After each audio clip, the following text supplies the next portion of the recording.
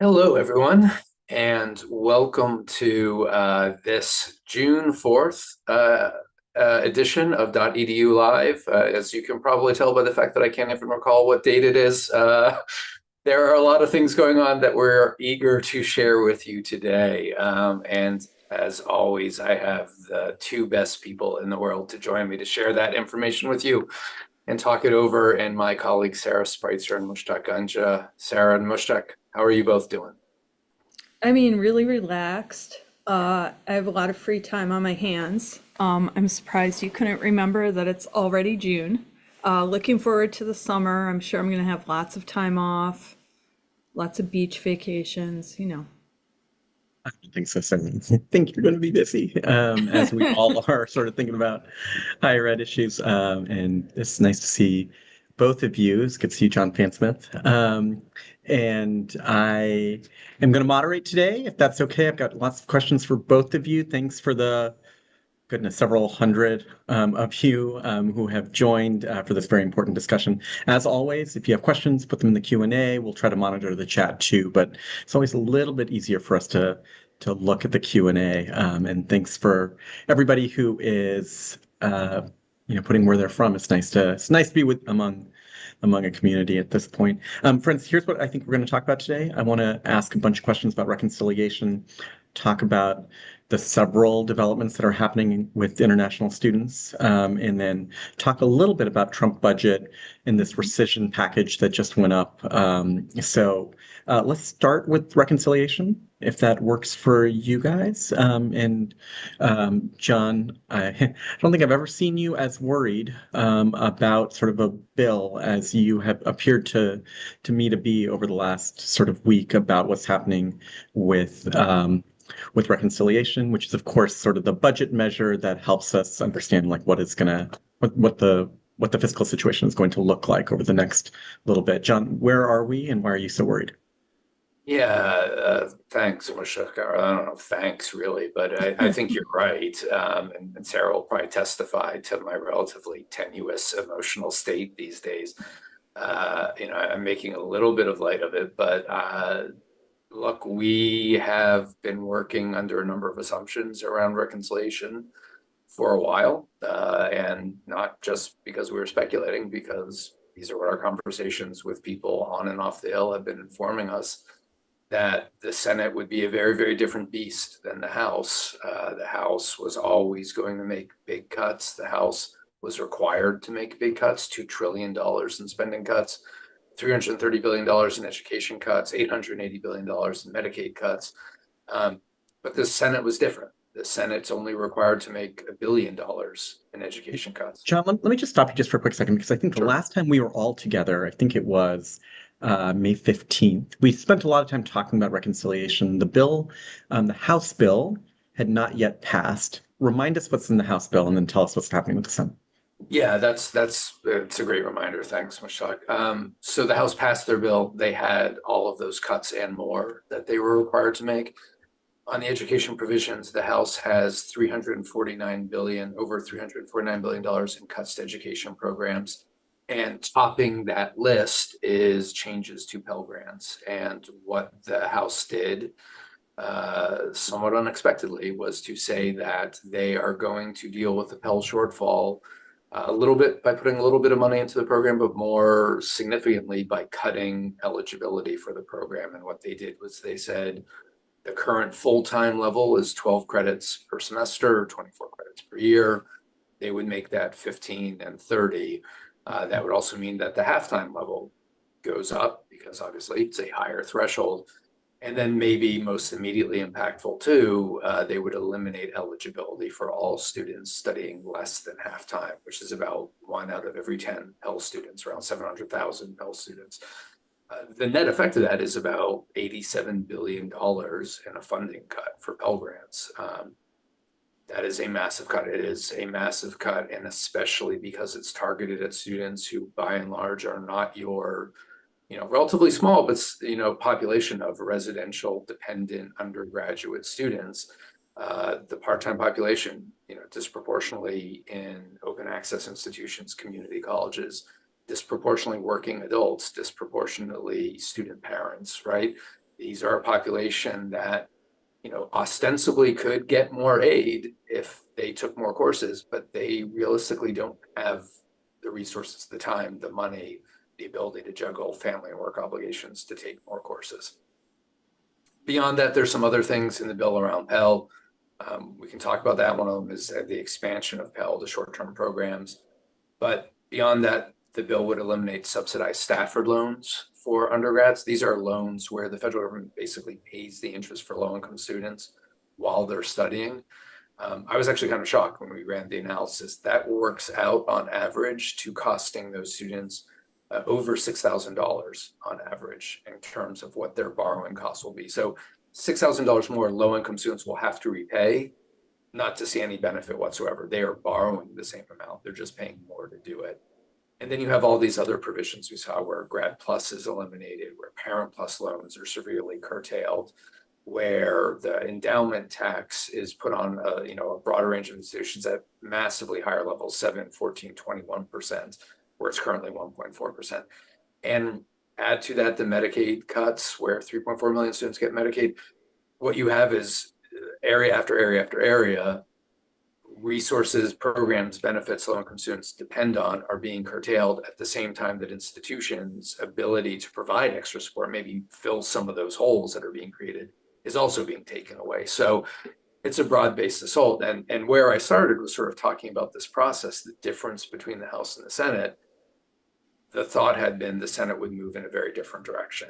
And what we have increasingly heard is no, the Senate is under tremendous pressure by the administration, by House leadership, by Senate leadership, because the House bill passed so narrowly, passed 215 votes to 214 votes, a 1-vote margin, to not make many changes. And what we have seen is that is the goal of Senate leadership, is to pass a bill that looks substantially like the really terrible House bill. So we're not necessarily hearing at this point openness to, limiting the harm of some of these provisions, to rolling some of these things back. And if you've been following ACE's advocacy, we are, doing everything possible. But you ask why I'm concerned. That's why I'm concerned. And it really starts with Pell students, where this is moving faster than expected. It's going to be much more dramatic than expected. And it's, Pell alone is big, add all the other impacts. It's going to fundamentally change the ability of a lot of students, millions of students, to afford to access higher ed.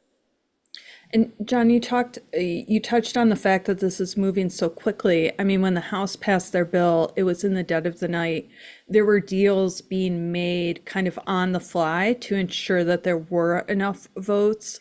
And I think, looking to the Senate, we thought that we might have some more time, but, to that enormous amount of pressure that the Senate is under, they want to pass this before July 4th.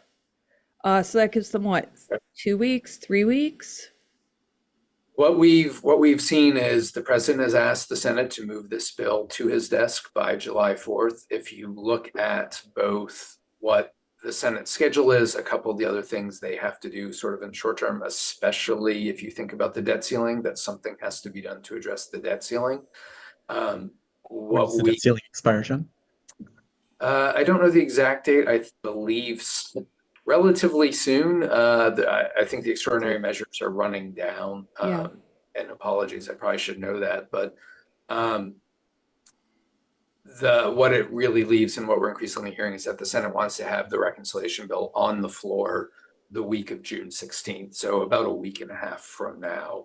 And to do that, they're actually doing something very different than the procedure they normally do in reconciliation. Normally in reconciliation, the committees set their levels, and so the normal procedure would be the Senate gets the House bill, the relevant provisions from House committees go to their Senate counterparts, the Senate committees mark them up, they have a committee pre. They're skipping all of that. They are consulting with members of the committees. They're having the members of the committees weigh in.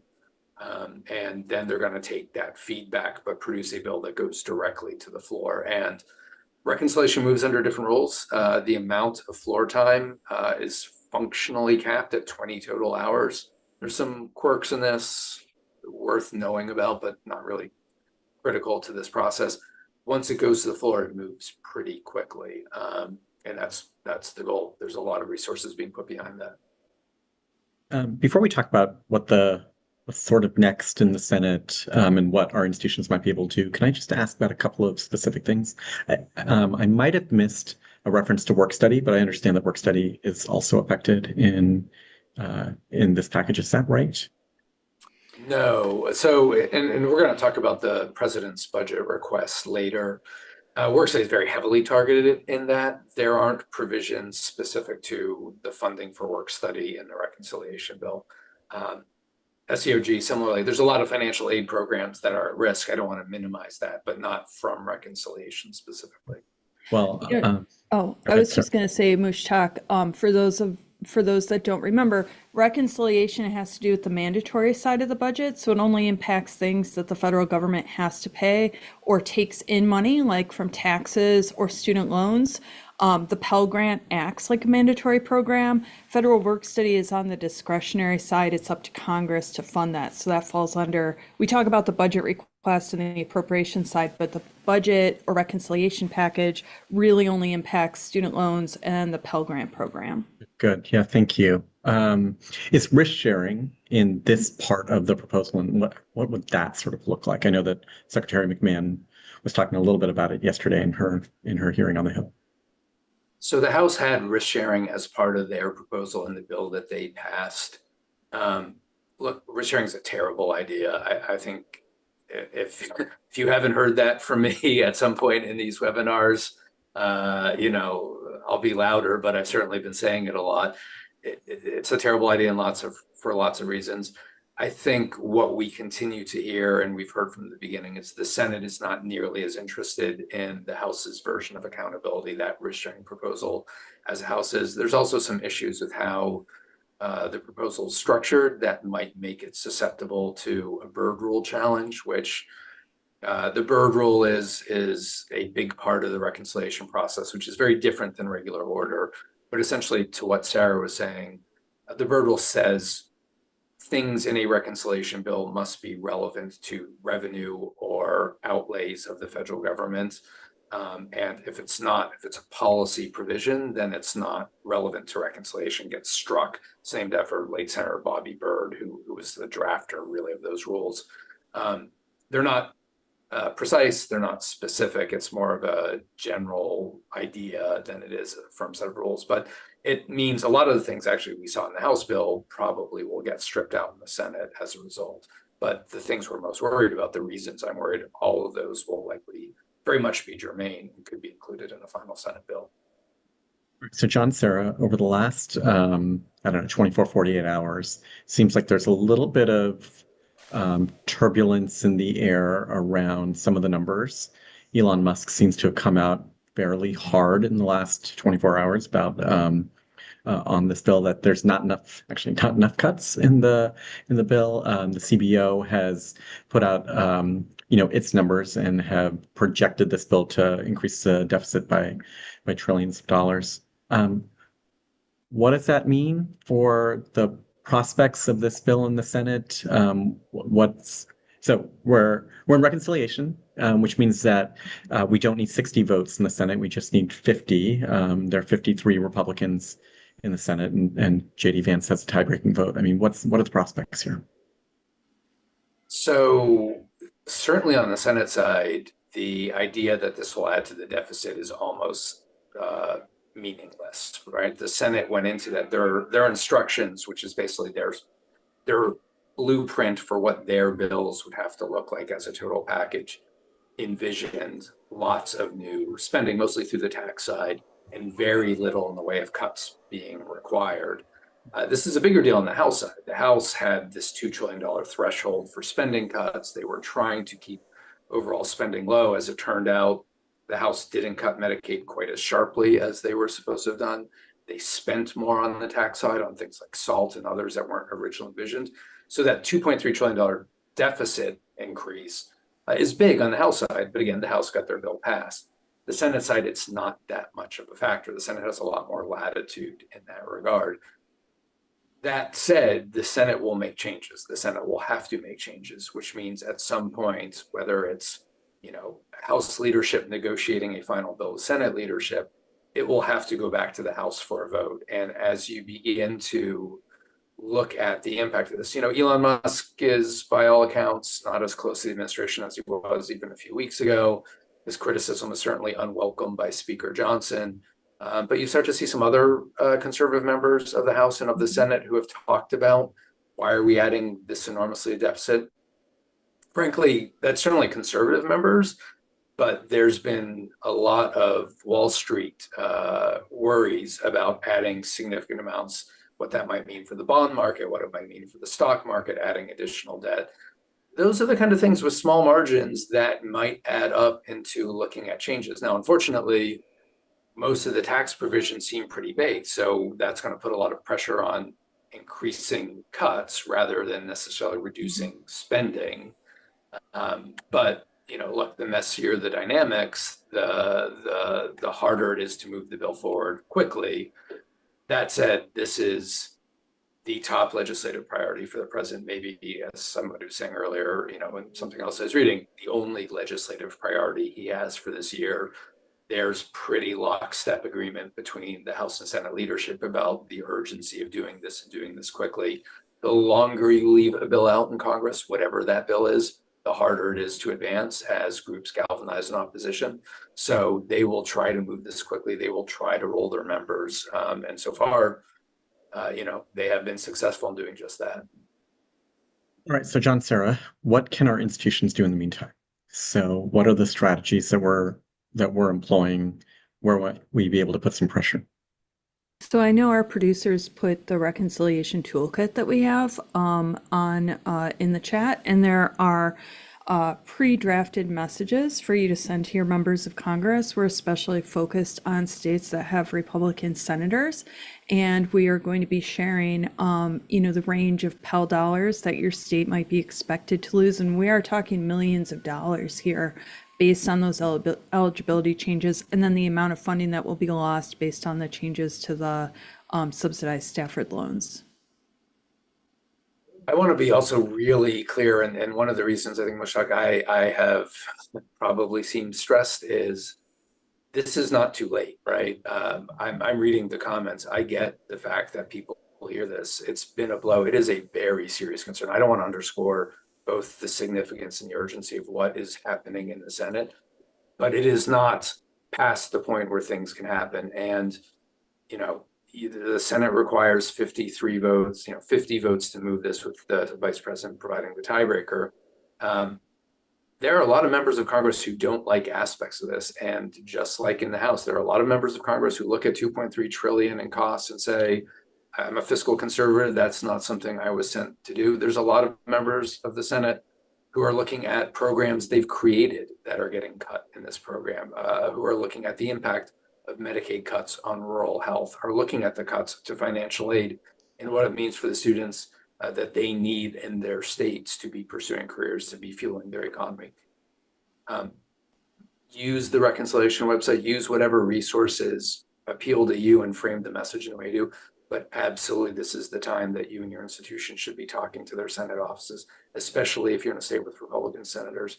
The more they hear about, we've already heard just from the past week that messages are resonating, that concerns are being raised, that leadership is being asked about these things and being, ideas are being considered about maybe there's ways to ameliorate it. It matters, and it matters a lot for the next week and a half. I would urge you strongly, do what you can do to have your voice heard, talk to your neighbors, share what this might mean for you, and especially for those low-income students that don't necessarily have a voice at the table the way that groups like ACE or institutions do. And John, I don't remember if you mentioned this, but it's not going to go through kind of the regular order in the Senate, right? We're not expecting like the Senate Help Committee to get a number from the overall budget committee and then kind of put together a bill. This will be going straight to the floor. Right. They are bypassing the committee process to expedite the passage. And again, time is not their friend, not just because the president wants this, but we've seen things, Joni Ernst's comments at the town hall about the cuts to Medicaid. It doesn't take a lot to get things into the public mind that raise concerns and make taking these votes perilous. And there aren't huge, it's not a huge majority you're working with, right? You only have to make one or two things toxic before it blows up. The other thing it's worth, and I know we're spending a lot of time on the technicalities of reconciliation, but one of the things that is a real vulnerability for Senate leadership, Republican leadership, in moving this bill with this approach is going through committees does take more time, but it also gives you more time to address where the flashpoints are. If you go to the floor, and we've seen people like Josh Hawley, who you would think traditionally more of a bedrock conservative supporter of the president would be on board with this agenda, has been very vocal about not wanting to see any cuts to Medicaid benefits. And a coalition that involves someone like a Josh Hawley and someone like Elisa Murkowski might be sufficient if it goes to the floor to align with Democrats to strip provisions or limit provisions. And that's the risk leadership runs. They're doing it quickly, but it gives them less time to manage their caucus to make sure that, you know, all the trouble spots from their perspective are covered. John, one last question about reconciliation. I want to talk a little bit about international students and developments there. If this were to pass, let's say it passes we meet the July 4th, deadline, or we pass sometime in mid-July. When do the provisions go into effect? So depending on which provisions you're talking about, but generally for financial aid, the start of the federal financial aid year is July 1st. You would need to essentially get those provisions in place in law by November 1st for them to take effect the following July 1st. So if they pass this by July 1st of this year, by November 1st of this year, functionally October 31st of this year, they would take effect July 1st, 2026. There had been language in the House bill that said they would take effect as of July 1st, 2025. They won't be able to make that time frame. There we go. It's been 2.5 weeks since we've done one of these webinars, and the amount of news on the international student front has been, well, there's been a lot of it. Do you want to catch us up on sort of the latest developments? Yeah, sure. So I think folks remember that the last time we spoke, the State Department had been revoking student visas for a variety of reasons. One, for participation in political protests, and then also for students that may have been caught up under a criminal database, whether or not they were supposed to be on that list. But the interesting thing was there was this new policy where they were revoking the student visa, and then they were actually going in and deleting or terminating the student's record under the student exchange visitor program. And by doing that, it seemed to indicate that the student should leave immediately if their student visa had been revoked, and basically do not pass go and just leave the country as soon as possible. And so those revocations and the termination of those records is being challenged in the courts by over 100 different cases. And I believe that the government is losing on those cases. Again, I think a lot of it is because there hasn't actually been a policy published regarding the termination of these records. But since that time, there's been a couple other things with international student visas. One, the State Department announced that they are pausing any new student visa interviews for the time being. They haven't said how long the pause is going to be, but obviously we are like at the height of students going to U.S. embassies and consulates to interview for their student visa, so that's very concerning. And the reason that they're doing this pause is because they want to implement a new policy around vetting of social media. We don't have a lot of details about what this policy is going to look like, although there was a leak of a policy that the State Department wanted to start applying to students and scholars who might be applying for visas for Harvard. And under that policy, it looked like it would be a lot of vetting on, whether or not there were things posted on social media that didn't align with U.S. policy.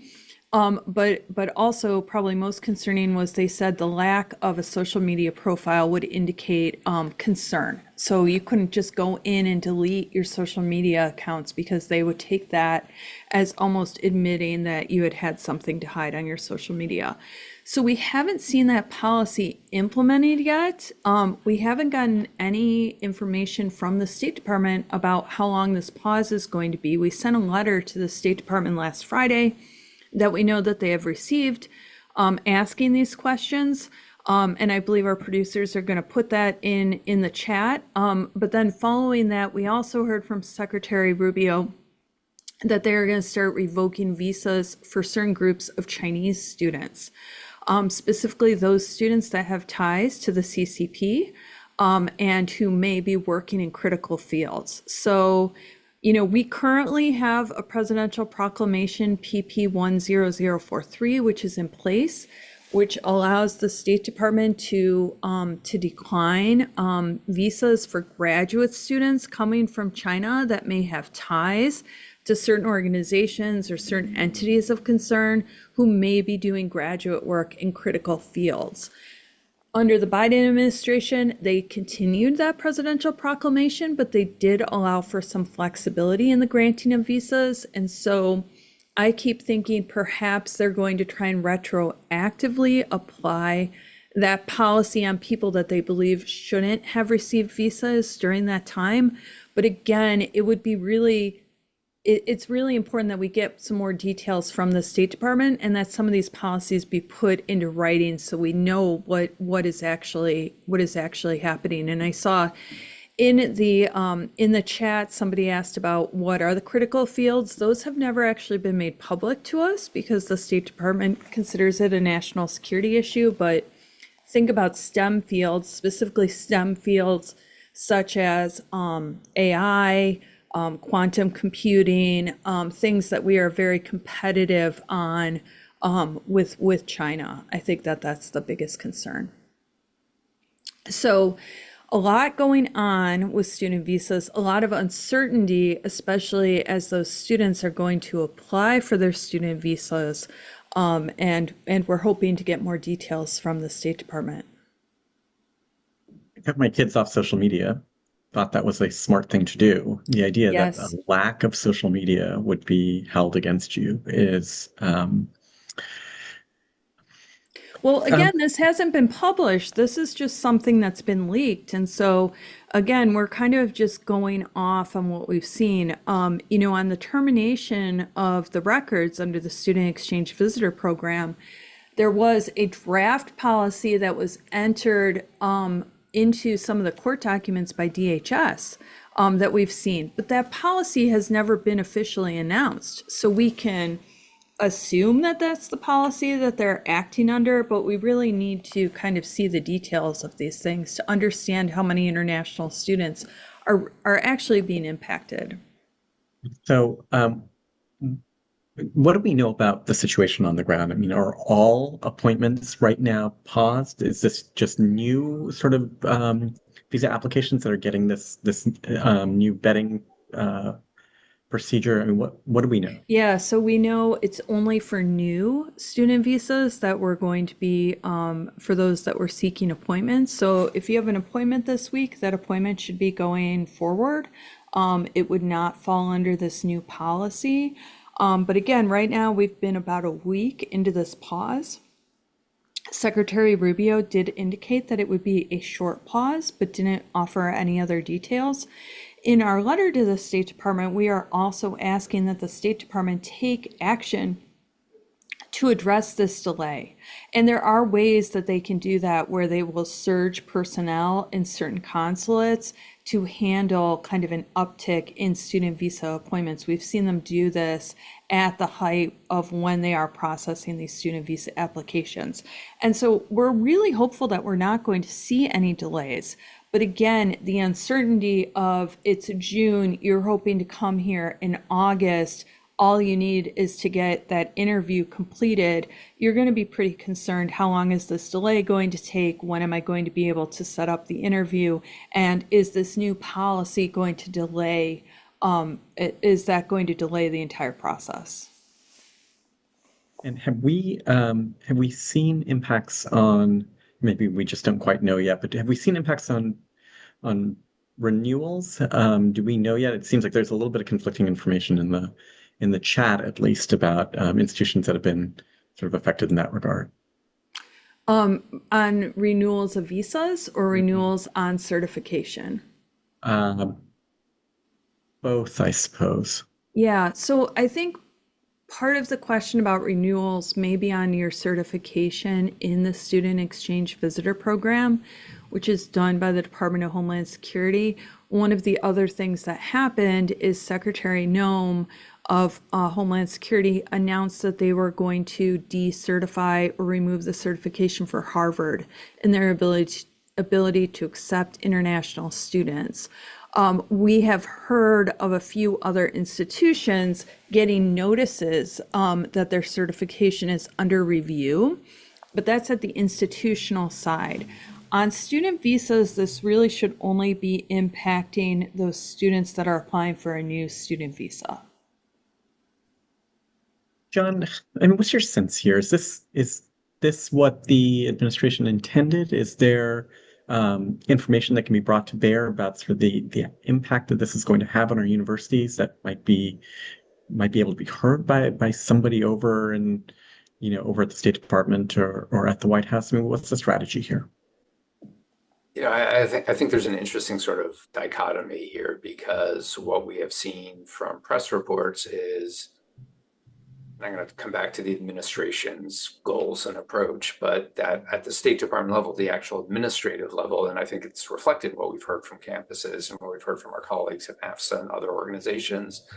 Lots of consulates are fulfilling pre-made appointments, not taking new ones. That's the announce pause. But there are some places where it seems they're scheduling new appointments. There are some places where it seems they're scheduling previously canceled ones. And there's been multiple people speaking, anonymous leaks from the State Department said, look, there's no understanding of how complicated it is to implement a new strategy and what that means. And the social media pause is not something you turn on and then, it's a couple days to come back. We've already seen it's been much longer in practice than even the administration sort of initially promised. And so, the impact of a delay at this moment when it is so critical for those students trying to secure, their plans to study. And then for institutions that are counting on students who have been accepted, who have indicated their intent to enroll, their actual ability to attend the institution, throws everything else in, so your plans around what your yields are, what your enrollment is, what students are taking, what classes, which gets me to the administration. The administration in the field of international students, in the field of undocumented students, in the field of research policy, has shown very clearly that they are not just okay with, but eager to introduce chaos and uncertainty, to make it difficult for institutions to do things that have been generally, non-controversial, unquestioned, hosting international students, pursuing research grants, fulfilling that. And a lot of that reflects policy priorities. A lot of it reflects just an hostility to institutions. It's not an accident, I don't think, that President Trump, when he talked about Harvard, talked about what was their percentage of international students, that he talked about the percentage of international students at Ivy institutions. This is all part and parcel of a broader, assault on higher ed generally. And while that may be, they're thinking about a handful of institutions, the actual impact, as our chat is showing, is at community colleges and regional institutions and flagships and religious institutions and everyone else, with 1 million plus international students last year in this country. Yeah, I mean the impact of international students on America is profound, from the intellectual sort of rigor that they bring and sort of diversity of viewpoints to the dollars that they spend in local economies, to the fact that often many of them are close to full pay, if not full pay. I mean, just the impacts are enormous. I know everybody on this podcast sort of understands that, but it's disheartening, this move sort of against international students. Sarah, can I ask you about OPT? So, Yeah. what does this pause? Where are we on OPT? Yeah, so OPT is optional practical training, which a student can complete after they finish their studies. They remain on their student visa, but they get a separate work authorization from the Department of Homeland Security. And we did see, I believe it was last week, some notices going out to students on OPT that they were that they were in danger of having their student visa revoked because perhaps they hadn't entered the correct information into the CVIS. And so again, this is a place where we're seeing state and DHS very closely coordinate and kind of really narrowing their focus on these student visas. Also last week, we had the nominee for the U.S. Citizenship and Immigration Service, USCIS. The nominee was appearing before the Senate Judiciary and was asked specifically about optional practical training and what he thought of the program. So this is the division within DHS, which gives that work authorization to these students. And the nominee expressed a lot of concern about OPT and thought that it had been expanded a bit too fast or too much. And remember, OPT was established by executive policy. It's not actually in statute anywhere.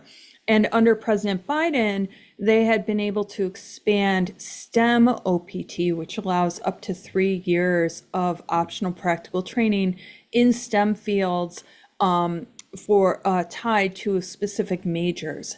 And so I think that we had seen an increase of students doing STEM OPT. We know that that's a program that's really popular with prospective international students. So nothing has happened yet on OPT, but we've had these signals from the administration that they may look at walking it back in the future. And so if you're an international student thinking, I'm going to study for 4 years, and then when I'm done, I'd like that option of doing optional practical training. You may be taking into account, is there uncertainty? Is the visa policy going to change once I actually get to the United States? Will my student visa suddenly be limited? Will I not be able to do OPT? And it's just causing a lot of uncertainty. Again, even if these actions are impacting a narrow group of students or a small number of our over 1 million international students here in the United States, the messaging and the uncertainty it's causing is just, it's very much outsized. So, John, is there legal recourse here? Are there attacks that can be are there legal attacks that are possible here? And do you want to talk a little bit about what's happening with Harvard? Harvard's probably the best example of, at least in the area of international students, where the legal process has been playing out. And I'm sure people have seen the coverage, but because DHS targeted Harvard specifically and arbitrarily and immediately, Harvard went to court the next day and secured a restraining order, which the administration came back and said, I think what their argument was, well, we're not going to impose it immediately. We're going to give Harvard 30 days to essentially find some place either for their international students to go or to suggest they leave the country. And the judge wasn't having that and granted an injunction. So at least temporarily, Harvard went to court to block that. I think, and Sarah's got more expertise in this area than I do, but what we have seen, this pause on international applications, the enhanced screening processes, I think unfortunately they fall within areas of the law where the Secretary of State has pretty great discretion. And I can certainly say, to my mind, it looks like an abuse of the law. It looks like an intentional effort to harm institutions, to harm international students, to create a climate that's unwelcoming to international students. But at least so far, and we'll see what policy they put forward, what that might mean for First Amendment rights. But it's important to think these are international students who are applying overseas. They aren't necessarily given the same protections we offer to students who are here in the United States. And so they're working within the parameters of something where they have some pretty clear legal authority, and it's going to make it hard to challenge the policies overall. Harvard has a particular case because Harvard can identify, as they have again and again and again, that they are being targeted without due process.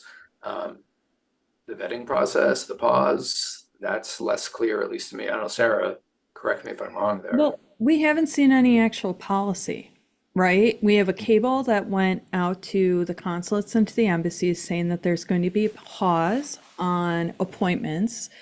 There hasn't yet been a harm that we can show to our international students because the pause has only been about a week. we don't know what this new policy is going to look at or how it's going to be applied. And even on the Chinese students, I don't think we've seen any visa revocations yet. And so again, this is why in our letter, we've asked the State Department for more information, because we don't understand what these new policies are or how they're being applied. And the other thing I'll say is that we have a long working tradition of working with the federal government and welcoming our international students. The Student Exchange Visitor Program was set up after September 11th as a way to root out fraud that might be fraudulently taking advantage of international students, but also to address national security issues. I don't think either of those things, Harvard is in danger of defrauding students or having a national security concern about them welcoming international students. And yet at the same time, that certification process is being weaponized for political reasons. And so we want to work with the federal government in welcoming our international students. And I think, getting some more information about these policies is really important. Sarah, John, I mean, are there suggestions, resources that we might be able to share, in the chat or elsewhere for either students or institutions that are nervous about sort of how to think about this question? I mean, where are we pointing folks to? So I'm telling institutions to remain flexible, to continue to send a welcoming message to their international students, which I think they all are doing, right? And to continue to inform their congressional members about the fact that this pause is coming at the worst possible time, and to push on the State Department to pretty quickly get these interviews back up and running.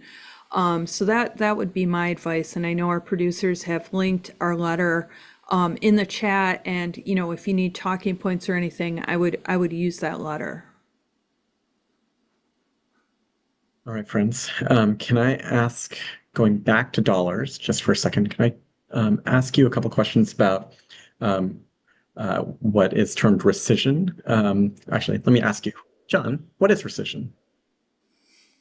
So rescission is basically, I'm going to try to make this as simple as possible, but when Congress does funding bills every year, the appropriations bills, those are laws. They're telling the administration, these are the programs that we've authorized, and this is the amount of money we're putting into them, and often exactly how that money should be spent. That money then goes to the agencies, the executive agencies, and they're supposed to spread that money out based on what the law requires them to do. So Social Security, your eligibility is determined in law, you get the check because you qualify at the level you qualify for. There are times in which the administration is not spending that money out. There's lots of reasons why that could be. A lot of them to reflect changes in the law, a lot of them to do other things. And that's basically been the case for a long time. What we saw starting with Richard Nixon was he tried very hard to essentially say, the president has sole authority over how the money's spent. If I don't like a program, even if Congress has a law and they've sent me money to do that, I'm not going to do that. He tried this a lot. Congress came up with another law called the Impoundment Control Act that said you can't do that. If you are choosing not to spend money the way we tell you, you have one of two options. One is to shut up and spend the money the way we told you to. And two is to send us a justification saying what you're not going to do, why you're not going to do it, and then we, Congress, will vote to approve that. So we can check your decision. That's what rescission is. The administration sending a proposal to Congress saying, we don't want to spend this money. Here's why. And if Congress votes in support of that, then the administration is allowed to. If Congress does not vote in support of that, we go back to option one, shut up and spend the money the way we told you. That's how it's supposed to work. And the reason I think you're asking is because the administration just sent a request to Congress for a $9.4 billion in rescission funding in a number of different areas, but especially, I think, highest profile, eliminating funding for USAID, eliminating funding in a variety of areas of international aid, eliminating funding for things like PBS and other areas that they are now asking Congress to essentially say, support us in this decision not to spend this money. And any of that affect education spending? Can you tell yet, John? So go ahead if you I want to. I was gonna say not yet. But the interesting thing about the rescission package that went up, we were talking about reconciliation, and we're going to talk a bit about the president's FY26 budget request. All of this is kind of under the umbrella of, even if the reconciliation bill is going to, cost $2.7 trillion, we're still trying to cut funding on this side of the ledger. So see how fiscally conservative we are being. And so this first rescission package went up to Congress, but it's really only includes a few small program. Well, small. I mean, it includes USAID, which is not a small program, but it doesn't include like all the programs that have been terminated so far by DOGE and by the White House. So it includes USAID, it includes PBS, it includes NPR, it includes some of the global health programs. It also includes funding for the United Nations and I think some of our global health programs. And what the Office of Management and Budget within the White House has said is they're going to see how this works with Congress, if Congress is going to take this forward, and then they would send up other rescission packages. And this is coming at a time when we just saw the president's budget request, which makes deep, deep cuts to federal work study, the Pell program, a lot of things that the administration is already terminating. And so, it's playing along, I think, with that reconciliation bill where they can say, look, you can still claim to be fiscally conservative if you pass this rescission package or the president's budget, but yet you vote for this reconciliation bill. Yeah, and Mushtaq, I will say here too, it is really worth sort of setting aside for a second the president's budget request, because it is a truly, I think, terrible set of proposals, and we can talk about that. But a lot of what's happening right now, this rescission package, congressional appropriators have identified $425 billion in appropriate funding that the administration has not put out. And that's for the current year. That's not going forward. That's not a proposal. They have the money. They've been told to spend it. They are not doing it. And then we have seen things like TRIO programs that received notices on, I think May 29th, that they were being canceled. Their grants were being canceled, and they had 2 days to wind down the program, essentially wind it down by the end of May. Job Corps centers on college campuses, those grants similarly being canceled with 2-day windows for withdrawing it. In many ways, while the administration with this $9.4 billion rescission package is sort of sending up a test balloon, seeing how receptive Congress is to doing it, at the same time, the much bigger impact is that they're simply not putting the money out. $3 billion at NIH that hasn't been allocated. And one thing that makes this even more problematic, and I feel like I keep adding elements for people to worry about, but the loophole in the Impoundment Control Act is if money is unspent at the last 45 days of a fiscal year, so functionally mid-August, then the federal government, the administration, is simply allowed to automatically rescind all that money. So if they can get to that deadline without Congress acting, and this Congress has shown no inclination to act, they don't need Congress to approve it. All of this money, the $425 billion they haven't spent, that goes away. They don't have to allocate it. So there are some real issues here in terms of not only what they're actively canceling, but the things they're sort of stringing out that ultimately may not be funded as a result. I mean, maybe it's like Go ahead, Sarah. three-dimensional, maybe it's actually three-dimensional chess and we just don't see it yet. But all of this stuff seems to be like, let's act now and then ask Congress to pass the policy afterwards. And I am worried about, whether or not they can actually get the appropriations process done this year. I mean, we were talking this morning, John, you were saying like, oh, they're not going to get the rescissions package passed. But I think if you vote for a reconciliation bill and you want to demonstrate that you're fiscally conservative, maybe you do vote for it. And I think that that's also going to impact this FY26 appropriations process where they're already starting from very, very low numbers. Yeah, and at the risk of rehashing whether the Dems will force a shutdown or not, our ugliest Yeah. point of contention in the history of this, our discussions, it's worth talking about the budget proposal, because what we saw a few months ago, I think before our last one, President Trump and his administration released the skinny budgets, sort of the highlights of what they wanted to see in next year's funding bills. We've gotten the full budget details from the Department of Education and other agencies. And while it doesn't necessarily provide a huge amount of information, Secretary McMahon has been up on Capitol Hill 3 hearings in the last week, defending the administration's budget requests. The additional details we've gotten a very clear picture of what their perspective is. And I'm not going to give everybody a million numbers, but I'll highlight some things. The budget would eliminate the Supplemental Educational Opportunity Grant Program, nearly $1 billion in grant aid for students. It would eliminate the TRIO and Gear Up programs entirely. Level fund them, not reduce them, eliminate them entirely. It would eliminate programs like the International Education programs, international language programs, programs that provide childcare for students on campuses. Of all of the programs that it preserves, they all see massive cuts. Pell Grants would see a $1,685 cut to the maximum award, going down to below $6,000. I don't think I need to tell anyone what $1,700 of student financial aid would mean. And let's say that also is separate from what's going on in reconciliation, where there's those further efforts to reduce Pell eligibility. Work study would go from over 1.2 billion to 250 million, so a nearly $1 billion cut there. And the reason it's being cut so low is because they would switch from the government providing 75% of the funding and employers providing 25% to employers providing 75% and the government providing 25%. Again and again across the board, and Sarah knows the scientific research numbers better than I do, but we've seen what's happening with NIH proposals, with NSF, cuts, approaching or over 50% of scientific research funding.